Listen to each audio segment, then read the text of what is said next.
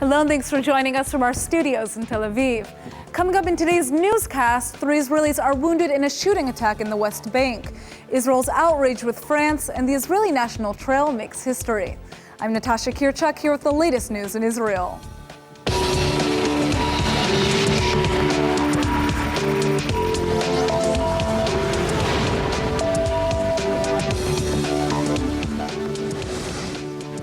Three Israelis were wounded in a shooting attack in the West Bank this morning, and the gunman was allegedly a Palestinian security guard. A Palestinian man opened fire at an IDF checkpoint near Beit El with a handgun after exiting his car. He managed to seriously wound 3 Israelis before he was shot dead by security forces at the scene. The victims are reportedly all in their early 20s and were treated on the scene of the attack before being evacuated to hospitals in Jerusalem. Palestinian media have identified the gunman as a 24-year-old security guard for the Palestinian Authority's general office, but the report has not yet been confirmed. The right-wing group Im Tirtzu has issued a major apology for failing to consider the ramification of its campaign against left-wing Israeli artists. Im Tirtzu is saying sorry for posting a list of Israeli artists with left-wing affiliations. The organization says it didn't fully consider the repercussions of its campaign, which was accused of promoting a political witch hunt. The group's controversial campaign is called Moles in Culture, and its goal is to raise awareness about artists that have affiliations with left-wing groups. It claims that many of these artists are critical of Israel's actions and may be funded by foreign governments. The group has apologized for calling the artists moles, but says it will continue to sharply criticize left-wing creatives. Meanwhile, France has announced a new initiative to restart peace negotiations between Israel and the Palestinians. French Foreign Minister Laurent Fabius has laid out a plan to prepare an international conference devoted to a two-state solution. The conference will include American, European, and Arab negotiators, and it's caused concern in Israel. Israeli senior officials are rejecting France's declaration to recognize a Palestinian state if the peace efforts fail. Fabius says that France has a responsibility as a permanent member of the UN Security Council to keep the two-state solution alive. Palestinian negotiator Saeb Erekat seems to agree and is lauding the French move. We welcome the statements of Mr. Fabius, the Foreign Minister of France. We believe this is timely. We believe our region is going through one of the most critical juncture in its history. We believe that the war against terror must succeed, must prevail, but we cannot ensure this without a balance, that is to end the Israeli occupation and establish a Palestinian state on the 1967 lines with East Jerusalem as its capital. Most of us have heard about the world-renowned Nobel Prize, but there's another major foundation based in Israel that's almost just as prestigious. The Wolf Foundation has been awarding special academic prizes since 1978, and a third of the fund's recipients have gone on to win Nobel Prizes. Dr. Liat Ben David joins us from the Wolf Foundation with more. Thanks for coming in. Thank you for having me. So what is the Wolf Foundation? Tell us about this foundation. The Wolf Foundation celebrates human excellence in sciences and arts, regardless of nationality, gender, political view, or state. If you are excellent in your field and recognized by your peers, you are likely to receive the Wolf Prize. A third of our laureates have gone on to receive the Nobel Prize later on, such as Professor Shechtman, Israelis Ada Yonat, and Avram Hershko.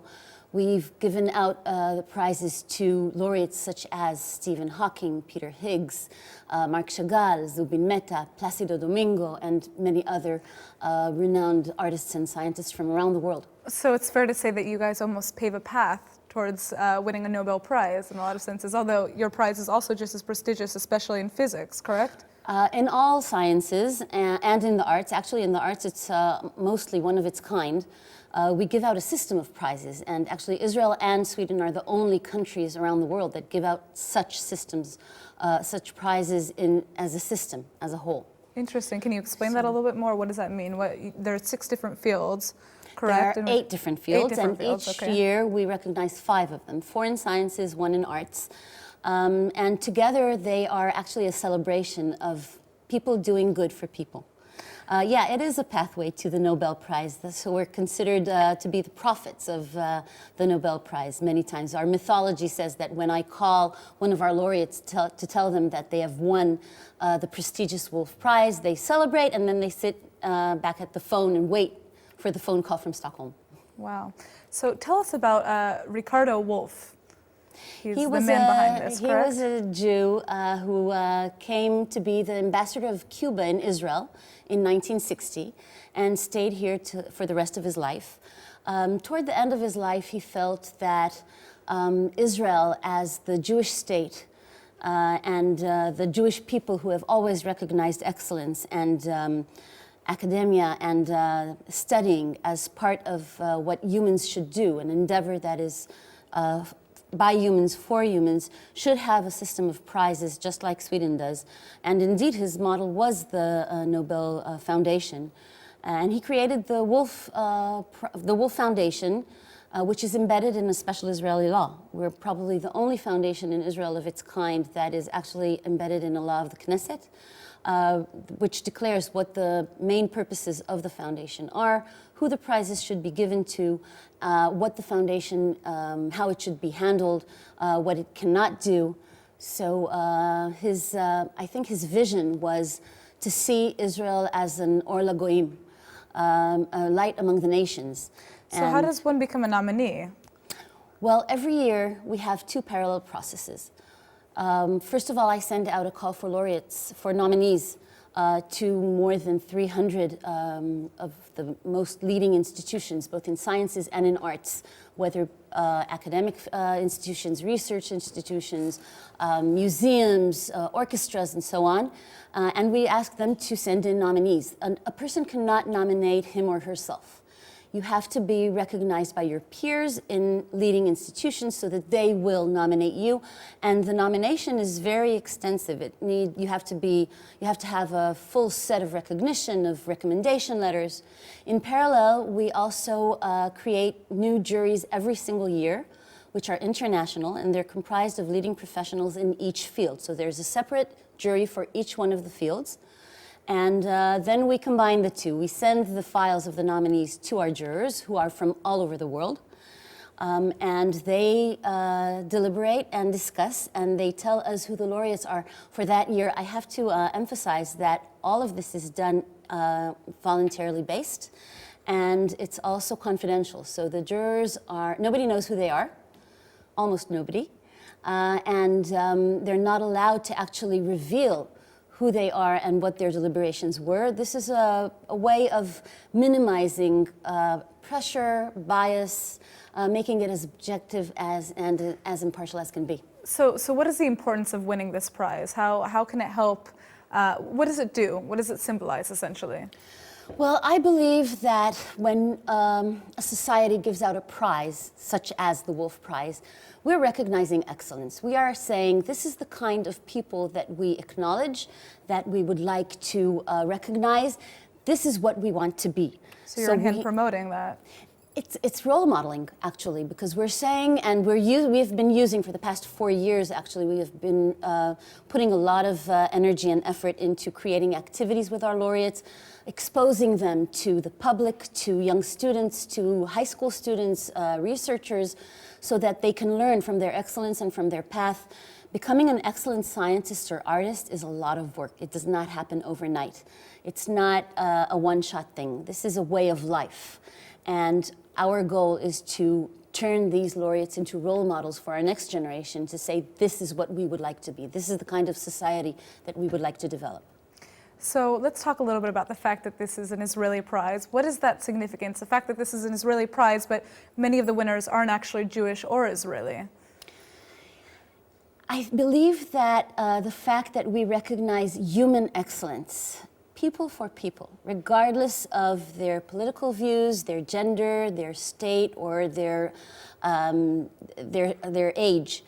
The fact that we're sending out a message, if you're a human being doing good for other human beings, we appreciate that, and we believe that it is something that should be pursued by everyone. I believe that it stands to show a strong democracy. Regardless of everything that we hear around us, especially in the past few months and years, we believe in people doing good, and we believe in a society that believes in people. It's a democratic statement, and it's a statement of strength. Absolutely. Well, I'm looking forward to seeing the next winners. This is an annual prize. Yes, and, they will be receiving their prizes at the Knesset, again, by law. Every laureate has to come in person to the Knesset, to Israel, to Jerusalem, and receive his prize from the President of Israel. He cannot send someone else in his place. I also believe that that is part of what I said of humans recognizing humans. You can come to the Knesset, you will receive your prize, even if you do not agree or criticize Israel in other spheres. Still, we recognized you as excellent, and we will give you the prize. Well, that's the main point, that, you know, this country is full of people who are open-minded and appreciative of human success overall. And it's great that you guys are doing this and that this foundation exists. And thank you so much for coming in. Thank you. Thank you. Have you ever heard of the Israel National Trail? The 684-mile trail crosses the entire country, and now it can be explored virtually as the first ever trail to be uploaded to Google's Street View service. The special path was filmed for 3 months by over 200 members of Israel's Society for the Protection of Nature, and now its images are accessible to anyone using Google Maps. Google Street View allows people to virtually navigate neighborhoods' historic sites and now the Israeli Nature Path. Staff members used tracker cameras to film the trail in honor of Tu B'Shvat, which is the Jewish New Year of trees. The Israeli path was inaugurated in 1995 as the country's national hiking trail, starting in Kibbutz Dan in the north and ending at the Eilat Field School in the south. National Geographic has listed the special trail as one of the 20 best in the world, and now all Google users will be able to experience it virtually. Israeli researchers have discovered a revolutionary new way to predict cancer and obesity rates, and you won't believe how. They're using satellite images to track the effect of artificial lighting on humans.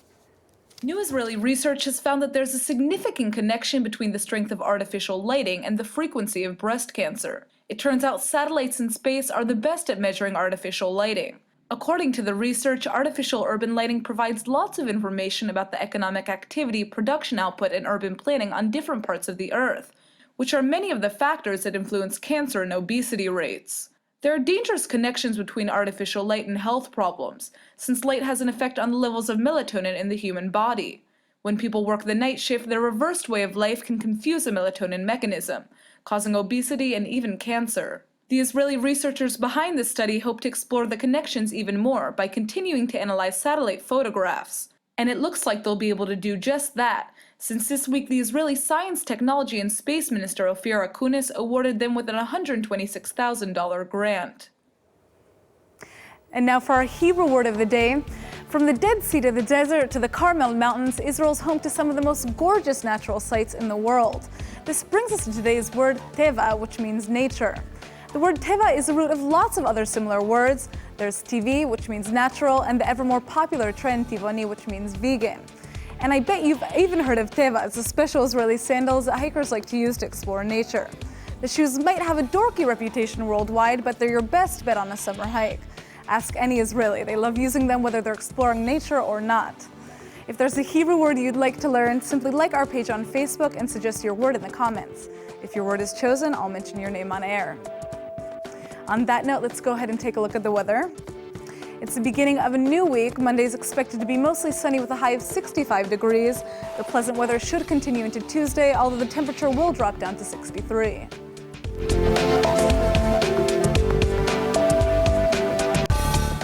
All right, everybody, that's it for today's news. Today's exchange rate is 3.96 shekels to the American dollar. Remember to sign up for our daily newsletter at ILTV.tv. And don't forget to check out our evening update every night at 5 p.m. Eastern Time.